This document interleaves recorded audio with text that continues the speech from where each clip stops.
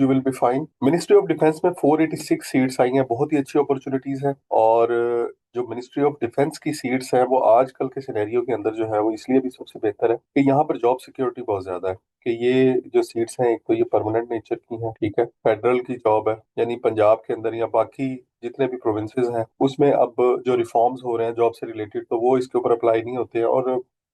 और जो ministry of defence की सीट्स हैं उस पे तो वैसे भी किसी किस्म के कट्स वगैरह नहीं लगते हैं। तो इस लिहाज से अगर देखा जाए तो 486 सीट्स जो है वो एक बहुत अच्छी अपॉर्चुनिटी है। और इसमें काफी अच्छे लेवल की सीट्स भी हैं, डिप्टी डायरेक्टर की भी है, असिस्टेंट डायरेक्टर की भी है, सब इंस्पेक्टर की भी है। तो ये ऐसे तमाम लोग जो कि प्रिपरेशन कर रहे हैं वन पेपर के लिए, पीपीएससी के लिए या एफपीएससी के लिए, वो लाजमी इसके लिए अप्लाई करें। लेकिन जी ये हमारे पास इसकी एडवर्टीजमेंट है, इसमें डिप्टी डायरेक्टर की सीट है 3, और 25 से 40 साल एज लिमिट है। उसके बाद डिप्टी डायरेक्टर सिग्नल्स की सीट है, ये भी 25 से 40 साल है, एक सीट है। ये असिस्टेंट डायरेक्टर की सीट है जी, 16 इसमें वैकेंसीज मौजूद है, ठीक है। असिस्टेंट डायरेक्टर इंजीनियरिंग भी मौजूद है यहाँ पर, और असिस्टेंट डायरेक्टर कंप्यूटर प्रोग्रामिंग है, assistant director resource and analysis है। देन हमारे पास अगर देखा जाए इसके अलावा जो ज्यादा सीट्स हैं वो सब इंस्पेक्टर के अंदर है। सब इंस्पेक्टर BS14 की जो सीट्स हैं वो 87, इट्स अ रीजनेबल नंबर। और चूंकि मिनिस्ट्री ऑफ डिफेंस की सीट्स हैं तो यकीनन जो है वो ये एक बड़ी लुक्रेटिव अपॉर्चुनिटी है। उसके बाद अगर sub inspector security sub inspector देखें और ट्रैफिक एनालिस्ट देखें तो इनकी भी 8 और 6 सीट्स हैं, ठीक है। तो इसके लिए भी जो है वो आप कंसीडर कर सकते हैं। लेकिन अगर जब आपने अप्लाई करना है तो हर किसी के लिए अलग अलग अप्लाई करना पड़ेगा। इसका मतलब है हर सीट के लिए आप सेपरेटली फी पे करेंगे। देन इसके बाद अगर बात करें तो यहाँ पे आपके पास जो है वो अपर डिवीजन क्लर्क की सीट्स आ जाती हैं 10, और उसके बाद जो है लोअर डिवीजन क्लर्क यानी यूडीसी और LDC, junior clerk senior clerk है ये, यहाँ पे इसकी 10 और 35 सीट्स हैं। इसके लिए भी जो लोग एलिजिबल हैं वो अप्लाई कर सकते हैं। इसका एलिजिबिलिटी क्राइटेरिया जो है वो आपके सामने मौजूद है। अगर किसी के पास जो है ये ऐड नहीं है तो वो वेबसाइट से ले सकता है, ठीक है। इनकी वेबसाइट का एड्रेस भी मैं आपको अभी थोड़ी देर में बता देता हूँ, ये भी आ जाएगा नेक्स्ट में। लेकिन उसके बाद सिक्योरिटी एनालिस्ट है, सब इंस्पेक्टर, ये BS11 की सीट है, और ये 15 सीटें जो है वो ये भी हमारे पास मौजूद है। इसके अलावा जो ज्यादा तादाद में सीट्स हैं वो कौन सी हैं, वो सिक्योरिटी सुपरवाइजर BS9 की सीट है, ये 50 सीटें हैं। इसी तरह से ऑपरेटर स्पेशल की जो सीट है वो 72 है, ये भी एक अच्छा नंबर है, इसके लिए भी आप अप्लाई कर सकते हैं। स्पेशल स्टाफ की जो है वो 12 सीट्स हैं, ये BS5 का जो है वो एक सीट है, इसके लिए भी आप अप्लाई कर सकते हैं। देन हमारे पास जो ज्यादा सीट्स आ जाती है वो नाइब कासिद की है। यहाँ पर देखिए 51 सीट्स है नाइब कासिद की, ठीक है। तो चूंकि हर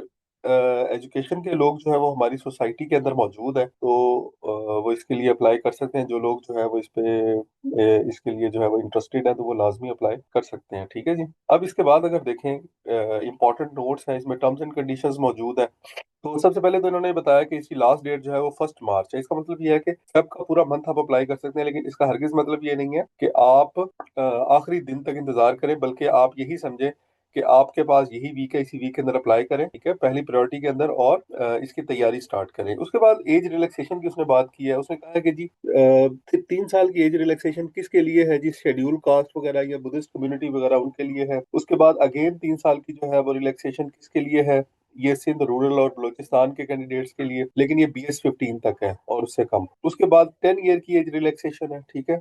अगर कोई गवर्नमेंट सर्वेंट है और 2 साल उसने सर्विस की हुई है तो 10 ईयर एज रिलैक्सेशन मौजूद है। उसके बाद जो है वो रिटायर्ड या रिलीज पर्सन है आर्म्ड फोर्सेस से, तो पास जो है वो 15 साल की जो है वो रिलैक्सेशन है एज की। 5 साल जो है वो किसके लिए है जी, विडो या विडोर और daughter of a deceased civil servant, ठीक है। सिविल सर्वेंट है जो ड्यूरिंग सर्विस जिसकी डेथ डेथ हो गई है, तो उसकी विडो के लिए या फिर जो है उसकी डॉटर के लिए, ठीक है। तो वो भी जो है वो अप्लाई कर सकता है, उसके लिए भी जो है वो यहाँ पर मौजूद है। एज रिलैक्सेशन 10 ईयर्स जो है वो डिसेबल्ड पर्सन के लिए है, ठीक है।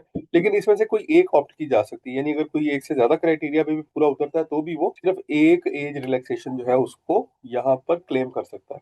तभी वुमेन के लिए, माइनॉरिटीज के लिए और डिसेबल्ड पर्सन का जो कोटा है वो यहाँ पर इंटैक्ट है। नेगेटिव मार्किंग होगी 0.25 मार्क्स, और TADA एडमिसिबल नहीं होगा। ये तो वाकई हर जॉब में नहीं होता। अप्लाई कैसे करना है, दिस इज वेरी इंपॉर्टेंट, बहुत सारे बच्चों को नहीं पता। देखें ये www.recruitment.com.pk, ये एक वेबसाइट यहाँ पर लिखी हुई है, इसको नोट कर लें। इसके ऊपर आपको एडवर्टीजमेंट भी मिल जाएगी, इस पे आपको अप्लाई करने का तरीका भी मिल जाएगा, ठीक है।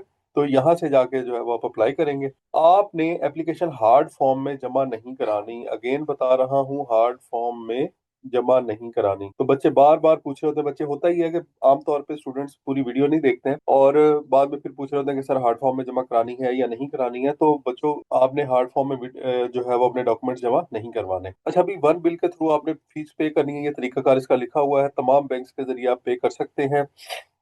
BS 17-18 की जो फीस है वो 2500 है। उसके बाद अगर 14 से 16 देखें तो 2000 है। उसके बाद 1600 है जी BS 9 से BS 13 तक। उसके बाद 1200 है BS 7 की पोस्ट के लिए। और उसके अलावा BS 1 से 6 की जो पोस्ट है उसके लिए 800 है। काफी ज्यादा फीस इन्होंने चार्ज की है इस दफा। अच्छा भाई, एक से ज्यादा सीट के लिए अगर आप अप्लाई करते हैं, ये पॉइंट नंबर 3 है, इसमें ये बता रहा है कि अगर आप एक से ज्यादा सीट के लिए अप्लाई करते हैं तो एक फीस पे काम नहीं चलेगा। ठीक है, तो आप हर सीट के लिए अलग से फी पे करेंगे। यानी जो जो भी सीट है उसकी उतनी ही फीस जो है वो आप एक्स्ट्रा पे करेंगे। ठीक है, अगर आप दो सीट्स के लिए अप्लाई कर रहे हैं तो दो सीट की फीस लगेगी जो भी उसके कैडर के मुताबिक बनती है। डिसेबल्ड कैंडिडेट्स जो है वो एग्जेम्प्ट है, उनको एग्जेम्पशन है, वो फीस जमा करवाए बगैर अप्लाई कर सकते हैं। लेकिन उनके पास डिसेबिलिटी सर्टिफिकेट जो है, जो भी उनकी प्रोविंशियल गवर्नमेंट ने उनको दिया है, वो होना चाहिए। उसके बाद जो भी टेस्ट का रिजल्ट है, इंफॉर्मेशन वगैरह है, वो पोस्टल के जरिए, कोरियर सर्विस वगैरह के जरिए जो है वो आप तक पहुंचा दी जाएगी। और इसलिए आप जो है वो अपना एक तो एड्रेस जो है वो बिल्कुल ठीक ठाक लिखें, और दूसरा ये कि इनकी जो वेबसाइट है recruitment.com.pk जो है, इसको लाजमी विजिट करते रहें। और इसके अलावा एक और चीज भी होती है कि बच्चे अपना नंबर चेंज कर लेते हैं। बच्चों, आप जब आप जॉब्स के लिए अप्लाई कर रहे हैं तो फिर अपना सेल नंबर चेंज ना करें। ठीक है, तो बच्चे कहते हैं वो सर वो हमने सेल नंबर चेंज कर दिया, कोई रीजन थी जिसकी वजह से हमसे कोई कांटेक्ट नहीं कर सके और अब वो लेट हो गया, तो अब क्या करें।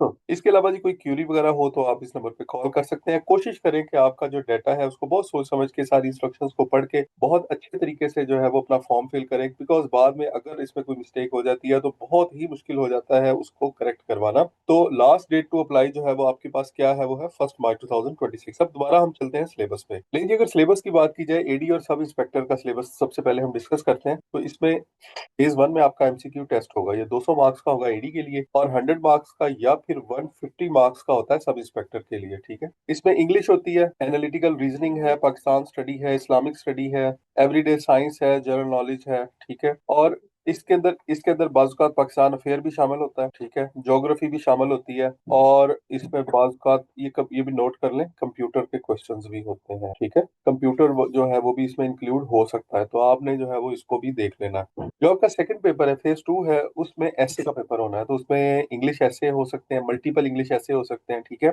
एक से ज्यादा, और उर्दू ऐसे भी जो है वो हो सकता है। तो आपने इसके लिए भी अपने आप को प्रिपेयर रखना है। समटाइम ऐसा होता है कि एक से ज्यादा इंग्लिश ऐसे आ जाते हैं। ठीक है, 25-25 नंबर के भी आ सकते हैं, या दो 50-50 नंबर के भी आ सकते हैं, या बाद इंग्लिश उर्दू ऐसे दोनों ही जो है वो पूछे जा सकते हैं। उसके बाद फेज 3 जो है उसमें साइकोलॉजिकल या साइकोमेट्रिक टेस्ट है, ये 25 मार्क्स का होता है। ठीक है, तो साइकोलॉजिकल टेस्ट जो है वो हमारे पेज के ऊपर मौजूद है, वो हमारे चैनल के ऊपर भी मौजूद है, वो आप देख सकते हैं किस तरह के होते हैं। तो इसके लिए हम मजीद वीडियोस भी अपलोड करेंगे। और देन जो फाइनल फेज होगा वो आपके इंटरव्यू का होगा। ये आपका इंटरव्यू जो है ये 100 मार्क्स का होगा। ठीक है, और इस इंटरव्यू के बाद जो है फिर फाइनल रिकमेंडेशन की जो लिस्ट है फाइनल, ठीक है, वो लग जाएगी कि कौन कौन से बच्चे जो है उन्होंने इस सीट के लिए जो है वो क्वालिफाई किया। तो आप सब लोगों को जो है वो जो लोग हमारे सेशन को ज्वाइन करना चाह रहे हैं, हमारी प्रिपरेशन क्लासेस लेना चाह रहे हैं, मॉक टेस्ट को ज्वाइन करना चाह रहे हैं, वो ये नंबर नोट कर लें, इस पर रब्ता कर लें। ठीक है, और इस पे हम जो है वो कंप्लीट प्रिपरेशन करवाएंगे। बहुत सारे